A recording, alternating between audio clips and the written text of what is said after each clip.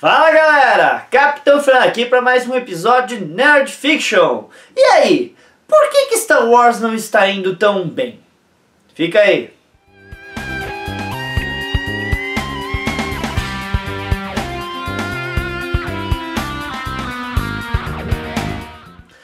Bem gente, Solo, uma história de Star Wars está aí no cinema, certo? E vamos falar a verdade, o filme não está indo o que esperado nas bilheterias. Eu sei. O filme fez, certo, no seu segundo fim de semana, 260 milhões pelo mundo. E é difícil a gente imaginar que 260 milhões é falar que o filme não está indo bem.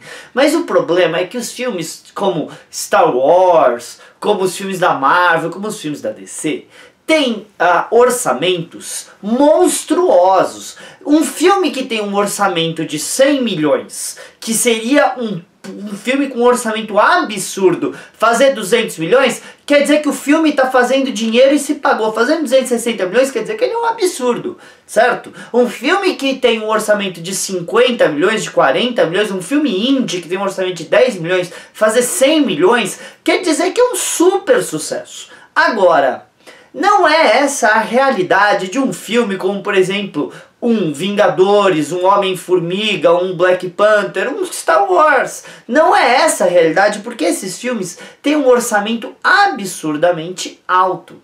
Como assim?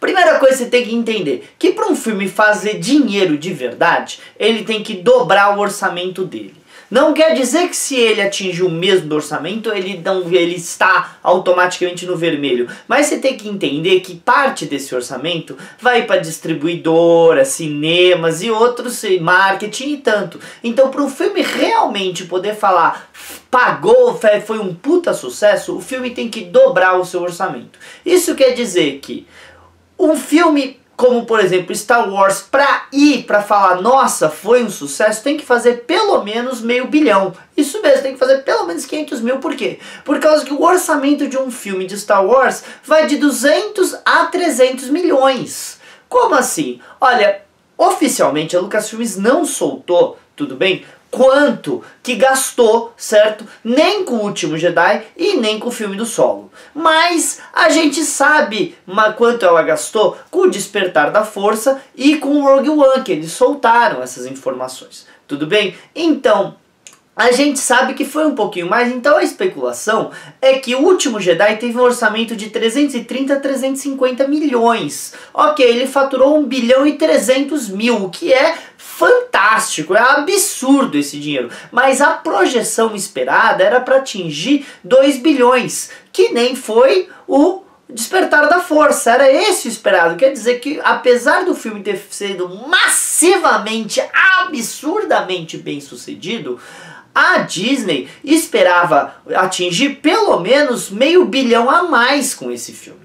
Outra coisa, o Solo a gente pega pelo Rogue One. Rogue One fez 1 bilhão pelo mundo. E o orçamento do Solo a gente sabe que era para ser coisa de 200 milhões. Tudo bem? Mas com a parte de ter sido refilmado e troca de diretor e um monte de outras coisas, tem gente que fala que o orçamento chegou a passar 250 milhões. Tem especulações até que ele chegou a 300 milhões. Isso quer dizer que um filme, vamos botar então 250 milhões. Para um filme que custou 250 milhões, fazer 260 milhões pelo mundo, quer dizer, pelo mundo, tudo bem? Por quê? Por causa que o dinheiro que vem de fora dos Estados Unidos para as indústrias americanas é tipo muito menor do que o que vem dentro. Então quer dizer que o filme tá no vermelho para Lucasfilm, sim, tudo bem? Mas por que isso está acontecendo? Então eu vou dar para vocês 10 motivos para isso estar acontecendo. Por quê? Por causa que é muito fácil falar um motivo. Um motivo não é suficiente. Você precisa de vários motivos para uma coisa dar errado, certo? Um desses motivos faria com que tivesse uma queda, certo, no interesse, uma queda, mas não ser um filme de Star Wars com uma bilheteria de 200 milhões, isso é muito pouco. Uma bilheteria no seu final de semana com menos de 100 milhões é muito pouco. De qualquer momento, vamos lá. Então, o 10º motivo, certo? O 10º motivo para não estar indo bem nas bilheterias, certo, e no mundo o filme de Star Wars é Kathleen Kennedy. Quem é Kathleen Kennedy, Fernando? Kathleen Kennedy é a presidente da Lucasfilmes. Ela trabalhava diretamente, certo, com o George Lucas, e ela ficou encarregada da Lucasfilmes depois da compra da Disney. Mas por que a culpa é dela? As declarações que ela dá na imprensa, certo, as coisas que ela fala, meio que estão irritando muitos fãs, certo? A maneira com que ela trata, perguntam pra ela, você era fã de Star Wars? E ela fala, eu fazia escola de cinema e eu era fã no ponto de ver o grande empreendimento que foi Star Wars. E isso faz com que as pessoas como eu, tá? Eu sou absurdamente fã de Star Wars, tá? Fiquem olhando e falando, mas será que ela realmente ama Star Wars? É um probleminha. E outra coisa, ela fez promessas. Sim, promessas. Quando a Disney comprou, certo, a marca Star Wars, teve uma entrevista dada por ela e pelo George Lucas juntos, onde ela fez uma promessa que a intenção dela era respeitar os personagens, manter eles vivos. E vamos falar a verdade, ela tá matando esses personagens, tudo bem? É complicado, parece que prometeram uma coisa pros fãs e não estão sendo cumpridos, o que tá fazendo os fãs olharem meio torto, principalmente pra ela, certo? Na direção da empresa, sem falar das visões políticas dela que ela anda falando pela internet, irritam muitas pessoas. Eu não tô falando se ela tá certa ou errada, mas sempre que alguém fala de política, alguém vai gostar e alguém não vai gostar. Para de fazer declaração política na imprensa, as pessoas. Você tá irritando as pessoas que não têm a sua visão política. De boa, não é assim, sabe? Os filmes de Star Wars falavam sobre política, principalmente a nova trilogia, certo? Trilogia dos anos 2000, sim, eles falavam, mas era de uma maneira sutil, de uma maneira leve, de uma maneira que quando você estava assistindo o noticiário, você falava, isso me lembra Star Wars, e não da maneira atirada e jogada na cara, que é praticamente um tapa na cara dos fãs que não concordam com as visões políticas dela, que está sendo atirado neles e eles não estão gostando. Muito bem, gente, qual vai ser o nono motivo? O nono motivo que eu coloquei aqui é que filmes que ninguém pediu. Como assim filmes que ninguém pediu? A grande verdade é que os fãs de Star Wars estão sentindo um pouquinho do que os fãs de Star Trek sentem há 20 anos. Fazer histórias que ninguém queria ver. Como assim? Nós temos medo.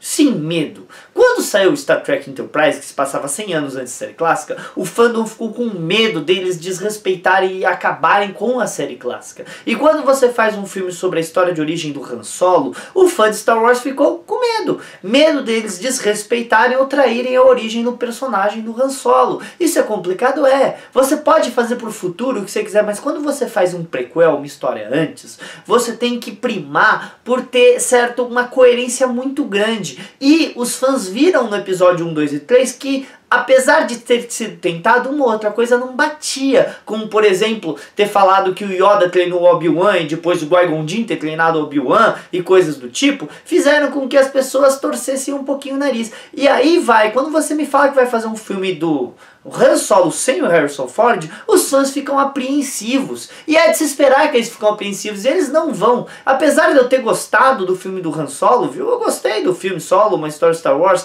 Já falei, tem um review aqui, se vocês quiserem dar uma olhada. Não é nada genial, não é nada fantástico, mas é um filme gostosinho, um filme divertido, certo? E por causa disso eu falo, se não é pra fazer um filme estelar, genial e fantástico, não bota a mão nesse vespeiro.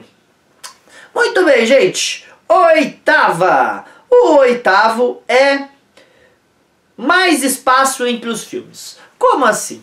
Galera, o Último Jedi estava nos cinemas em dezembro e ficou nos cinemas praticamente até fevereiro. E a gente tá aí, e aí vem no final de maio, começo de junho, já vem outro filme, o Solo. Star Wars, originalmente, sempre passava em maio, certo? Mas quando a Disney renasceu os filmes com o Despertar da Força, ela colocou a bandeira em dezembro.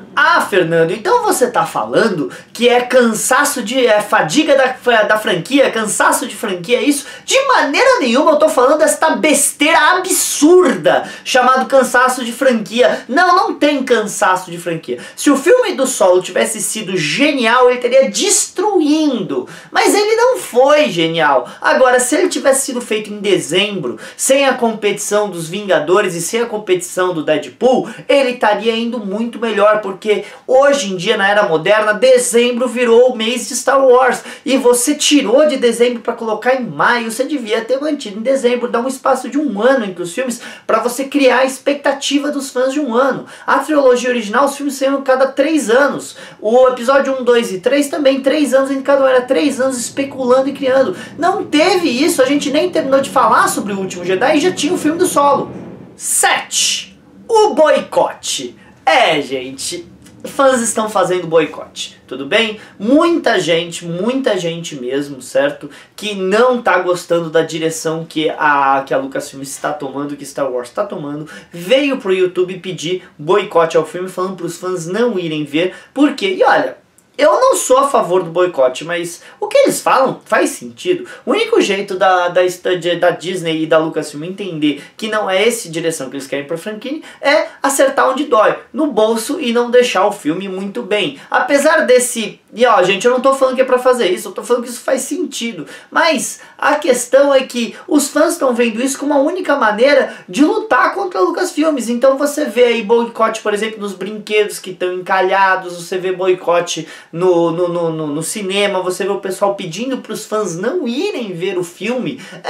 E esse boicote afeta? É claro que afeta. Teve uma menina outro dia no YouTube que eu tava escutando, que ela falou que pessoalmente ela recebeu mais de 2.000 mensagens de pessoas falando que elas não vão ver o filme de Solo por causa que ela pediu. 2.000 pessoas! Um preço de um ticket nos Estados Unidos é coisa de $20. Você tá falando pra mim que aí o quê? $40 mil que a Lucasfilm deixou de ganhar. Ai, Fernando, $40 mil não é nada comparado a 200 milhões. $40 mil é muita grana, assim, tudo bem? Então você tem que colocar que o filme não tá indo muito bem, que essas 2.000 pessoas talvez fossem ver 2, 3, até 4 vezes. Eu vi o Despertar da Força 4 vezes. Uma pessoa dessa que vê o filme 4 vezes, 2.000 pessoas dessas que vê o filme 4 vezes, você tá falando, não é de mais de $40 mil, você tá falando de $100 mil. Então afeta sim, gente.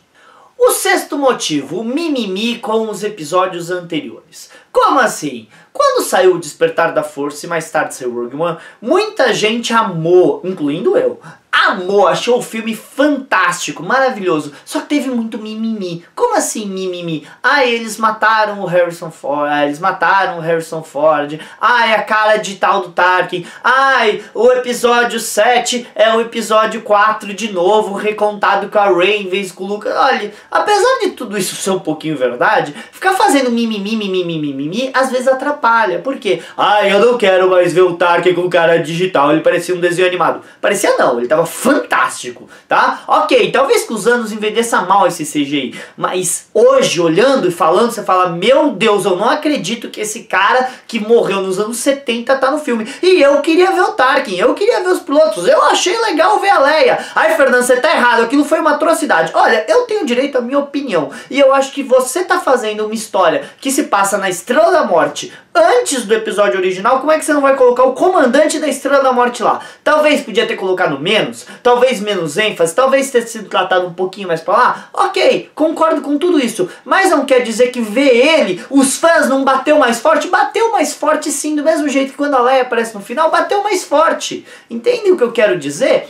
Não é porque... E aí muitos fãs ficaram fazendo mimimi, por exemplo, com a história do Despertar da Força, falando a mesma coisa, que deu ideia para um idiota que nem o Rian Johnson ser criativo e falar, viu? Os fãs querem coisas diferentes, e cagou no Último Jedi. Sim, cagou no Último Jedi. E já que eu tô falando do Último Jedi, meu 5º motivo é o Último Jedi. Olha, não me interessa se você amou o filme ou se achou a maior bosta de todos os tempos. A questão é que o filme dividiu os fãs de tal maneira, que muitos desses fãs falaram que acabou, que não querem mais ver Star Wars. A maneira com que eles trataram o roteiro fraco, sim, roteiro fraco, gente, desculpa, o roteiro é fraco. A maneira que eles trataram o Luke Skywalker, pessoas como eu que estão esperando 30 anos pra ver o potencial do grande mestre Skywalker, e ele não chegou nem a acender um sabre de luz de verdade, porque aquilo era uma ilusão, tá? Ele nem chegou a acender um sabre de luz de verdade, nem chegou a sair da ilha, ele não voltou a ser. O próprio ator Mark Hamill falou que aquele não era o Luke Skywalker, ele chamou de Jake Skywalker, e aí ele tava praticamente contra o filme, até a Lucasfilmes dar uma nele e ele parar de falar isso. Você vê cena nos extras do DVD, certo? Do making off, quando o Mark Hamill olha pro diretor Rian Johnson e fala, nós temos que pensar nos fãs. Ele fala, não, não tem que pensar nos fãs, eu tenho que pensar na história. Como assim? Pensar nos fãs não é pensar na história? Pensar nos fãs é temos que pensar numa história que os fãs querem ver e querem comprar. Desculpa, Sr. Rian Johnson, você tem que pensar no seu cliente, e o seu cliente é um fã. Muito bem, gente. O quarto motivo, estamos chegando no final, tudo bem? Quarto motivo é exatamente o que eu estava falando. Não escutaram os fãs. Os fãs estavam super empolgados depois do Despertar da Força. Quem é o Snoke? Qual é a linhagem da Rey? O que vai acontecer? Entregaram um sabre de luz original pro Luke Skywalker. A gente vai ver o Luke Skywalker de volta. Tudo isso foi especulado pelos fãs durante muito tempo. E aí o que acontece? Não escutaram os fãs. Quem é o Darth Plagueis? Desculpa, quem é o Snoke? Não interessa. Quem é os pais da Rey? Tô nem aí. O Luke vai sair dele? Não, ele não vai. Você querer mudar a expectativa, fazer plot twist, fazer e inverter a coisa, é legal? Claro que é. Porém, você exagerar, colocar isso na mão muito pesada, você criar demais em cima disso, complica. Ah, Fernando, o Império Contra-Ataque é colocado como o filme mais fantástico de todos os tempos, o melhor filme de Star Wars, e ele tem um super plot twist. Sim, no final, no clímax. Se você olhar bem o Império Contra-Ataca, se não fosse pelo final, ele ia ser o que todo fã esperava. Como assim? Os rebeldes fugiram, o Império ataca, os rebeldes têm que fugir, o Luke é treinado, os amigos são presos, o Luke depois de ser treinado desobedece os mestres mais velhos porque ele é o herói, ele está certo. E ele vai lá enfrentar o Darth Vader e salvar os seus amigos. Tá tudo certo, o que tem de inesperado? É exatamente o que uma sequência acontece. Só que ele perde. E ele descobre que na verdade o mestre dele estava mentindo e fala que o Darth Vader é um plot twist, uma coisa que os fãs estavam esperando e mudou e você falou, meu Deus, e agora? O Despertar da Força tem 20 mil coisas. Quem é o Snoke? Snoke não é ninguém. Ah, e os pais da Rey? Os pais da Rey não tem. Deixa o passado morrer, mate se for necessário. O Luke vai sair. Ah não, não saiu. Era um holograma. Olha, aí ele fala pro Kylo Ren, vejo por aí, garoto. E aí ele morre. Você fica toda hora invertendo o que o fã tá esperando, toda hora. A Leia morreu? Não, ela não morreu. Sabe? Cansa, faz o filme ficar cansativo. Em vez de um super plot twist que faz você fazer boom, o cara colocou 11, sim, eu contei, tem 11 plot twists que mudam a história. É demais, chega uma hora que você fala, ah, isso não tá acontecendo, por quê? Por causa que os últimos 10 coisas ele inverteu, então ele vai inverter de novo. E o número 3, falta de coerência interna. Como assim falta de coerência interna? Olha pessoal, a questão é que quando você cria um universo, você estabelece ele e você cria regras internas para esse universo. E os últimos filmes da Disney estão tirando um pouquinho dessa coerência interna. É o Yoda morto dando raios, certo? É a Leia sem ter sido treinada, sobrevivendo e voando no espaço que nem a Mary Poppins. É Hyperdrive sendo usado como arma, certo? É muitas dessas coisas, essa falta de coerência interna com os outros filmes faz com que o fã fique assim, mas não tá encaixando. Mas onde você viu isso? E aí você fala, ai Fernando, você é contra então novos poderes Jedi? Eu não sou contra novos poderes. Mas vamos falar a verdade.